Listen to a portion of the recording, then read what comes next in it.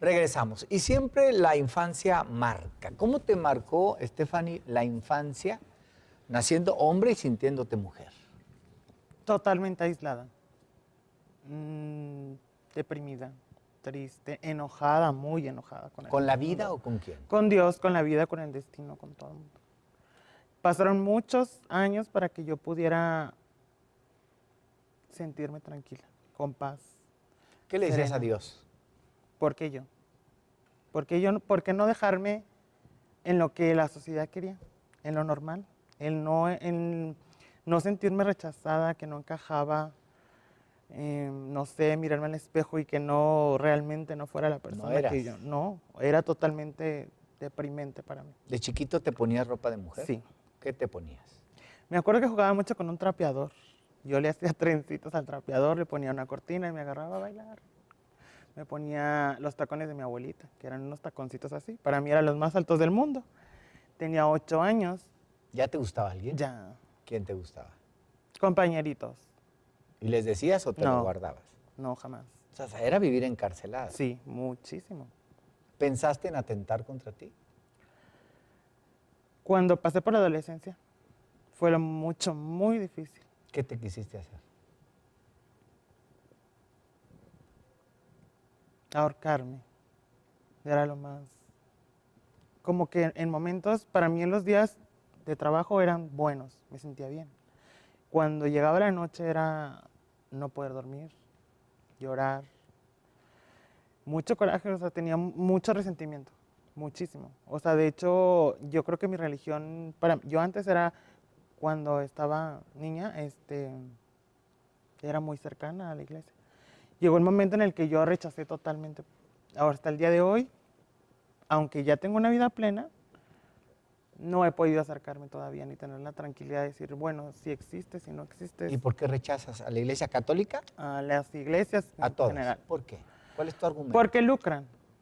Porque cada persona tiene una perspectiva individual. Y eso no quiere decir que mi perspectiva sea la tuya. Pero hay hipocresía en la iglesia católica y en todas las iglesias hay Exactamente. sacerdotes que violan niños. Exactamente. Y que... Ahí vamos al punto de que entonces no condenan el pecador, sino al pecado.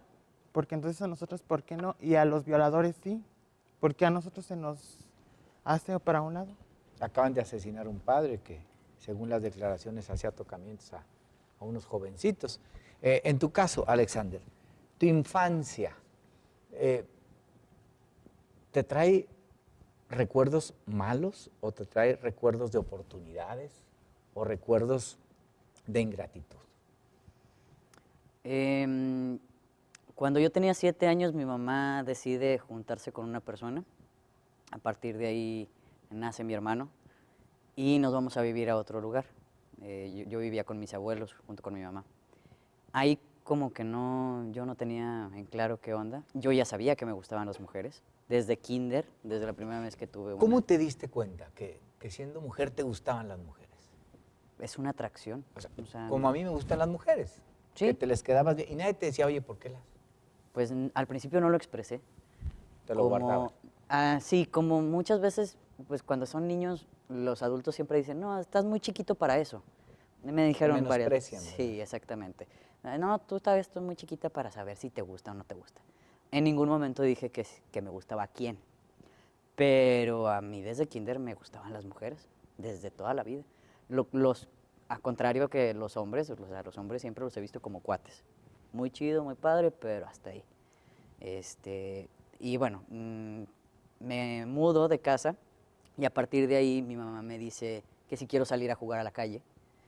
Y es ahí donde tengo un contacto totalmente externo de mi familia y empiezo a crearme mi contexto. ¿Y cómo fue ese golpe? Yo no lo sentí como un golpe. Aquí, digamos, la ventaja que tenemos los chicos trans es que socialmente es mejor visto una mujer masculina que un hombre femenino. Y aquí está, entonces, lo polar, ¿no? Exactamente. O sea, mientras a ti te pueden ver bien, a ella la ven mal. Exactamente. Y hablamos entonces de una injusticia, ¿no? Total y completamente. Total y completamente. Tus amigos, tus amigas, ¿cómo era la relación con ellos? Siempre jugué como como un niño. Jugaba a las canicas, me subía a los árboles, jugaba fútbol. ¿Y sabían que eras trompo. niño? Sí, claro. O sea, estamos hablando de que desde los 8 años que empecé a salir a jugar a la calle, hasta los 13, traje mi cabello largo hasta los hombros. O sea, ¿Cuál es tu nombre de niña? Alexandra Michelle Lara Morín. Ah, por eso ahora te llamas. Me cambié una sola letra, la E, Alexandre, porque mucha gente me preguntó, ¿por qué no te pones Alexandro? Y ya lo redondeas por completo. Pero Alexandro es irme a lo masculino, y a mí no me interesa eso. Hay dos definiciones, un hombre trans y un hombre cisgénero. Un hombre cisgénero, tú eres un hombre cisgénero. Naciste hombre y te identificas dentro del rol de hombre. Yo no quiero ser un hombre cisgénero. Nunca lo voy a llegar a ser, ni me interesa llegar a serlo. Por eso es muy honesto simplemente cambiar una Alexandre. Creo que es el término medio justo como para definir qué es lo que soy. En tu caso, cuando naciste, ¿cuál es tu nombre de pila? Eduardo. Eduardo. Y ahora te llamas Estefan. Estefan. Y cuando te decían Lalo, ¿cómo te sentías? Llegué a acostumbrarme. ¿Sí? Llegué a acostumbrarme, ¿Y pero... por qué escogiste Stephanie? Porque tuve una vecinita que era muy particular, ella no encajaba en el grupito. Ella era como que el patito feo de la escuela. Entonces, yo me identificaba mucho con ella porque yo decía, pues ella tiene todo para poder encajar y no encaja. Entonces, me llegaba a identificar tanto con ella que, no sé, como que entré en su papel. ¿Era envidia de la buena? No era envidia, era solidaridad. De género. De ya, género. Desde entonces. En tu caso, nos dice Estefanía que ella llegó a sentir momentos muy difíciles, incluso hasta para ahorcarse, quitarse la vida. ¿No fue tu caso? Yo recuerdo que también tuve un atentado justamente para ahorcarme, pero no tenía nada que ver con lo trans, ¿De qué tuvo que ver? por mi papá. Porque no estaba ahí. Ajá, las noches que yo lloraba, las noches que yo me sentía solo, que era por mi papá, porque decía, es que ¿por qué no me quiso conocer?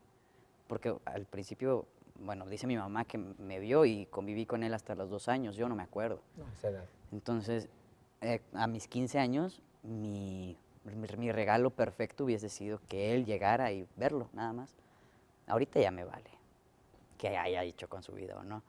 Pero en ningún momento yo me sentí como deprimido por todo lo que traía en la cabeza. ¿Y por qué ante la falta de la figura paterna querer quitarte la vida? ¿Era tanto? Nunca lo había analizado en realidad, pero recuerdo que en ese momento me sentía muy infeliz. Sentía que yo era el culpable del cual mi papá no había querido estar ¿Lo con nosotros. platicaste con tu mamá? No era un tema prohibido en casa. A la fecha es un tema prohibido en casa. ¿Cómo se prohíben esos temas? Después hablo de eso. Siempre me dice mi mamá. Después Sí, te hablo de la eso. evasión. Sí. Todavía estás muy chico para saber de eso. O, no, ¿para qué quieres saber de eso? O sea, mi mamá siempre evadió el tema. Ahora que te ve tu mamá, ¿cómo la sientes? Uno se da cuenta cuando su papá o su mamá los ve a uno feliz o mal, porque a final de cuentas ellos te dieron la vida. Claro. Mi mamá se siente muy orgullosa de mí. No suelo tener mucho contacto con ella, por trabajo principalmente, pero cada vez que nos vemos con mucho gusto. Y sé que no la tengo decepcionada ni nada por el estilo. Y a la fecha ya me presenta como su hijo el mayor, con cualquier persona. ¿Me haya conocido antes o no? Soy el hijo el ¿Te mayor. hubiera gustado tener hijos? No, a la fecha no. ¿Por qué? No descarto la posibilidad de que en un futuro pueda pasar, pero no me atrae la idea de tener diablitos en casa. ¿Por qué diablitos? Creo que los proyectos que tengo para mi vida, el tener ahorita un niño sería descuidar al niño, descuidar mi vida, ser infeliz, no tiene caso. ¿A ti te hubiera gustado tener el cuerpo, el organismo, para tener un hijo? Sí, ¿A ti sí? sí, ¿Y por qué? completamente. No sé, es que es algo que se siente, o sea, que se vive. Así como Alexandre no lo siente, tú sí lo sientes. Sí, no sé cómo explicártelo, pero yo sí. La necesidad sí existe. Pero igual y como él dice, mis proyectos también son mucho más grandes de lo que pudiera, no siento que pudiera darle gran cosa. Entonces, primero necesito resolver mi vida para poder cuidar de una persona. Entonces, yo creo que no soy tan apta. Pero que me hubiera gustado, claro que sí me hubiera gustado. Ahora, en el desarrollo emotivo, el nacer en esta época, ¿les ha ayudado? Una bendición. Pues digo, porque si estamos hablando de hace 2 décadas o una década incluso. No, esto es una bendición. No sé cómo le haya tocado a Stephanie, pero... ¿Tú también lo consideras bendición? Sí, sí, totalmente. Yo estuve viviendo 3 años en DF. En DF tienen una clínica especializada para personas trans y con VIH-Sida, en donde ofrecen a través del Seguro Popular todo la cobertura del tratamiento que se necesita para determinada persona. Entonces yo fui a la clínica y ahí automáticamente me dieron todo. O sea, yo nada más todo el tratamiento. Yo nada más pagaba mi metro de mi casa a la clínica y me daban todo, mis análisis, testosterona, los consultas con todo me lo ofrecían ahí. Ahora, eso en cuanto a la atención médica, pero también en cuanto a la forma de la sociedad de verlos a ustedes. Esto ha cambiado de manera diametral. Vamos a ir a la pausa y regresamos con más.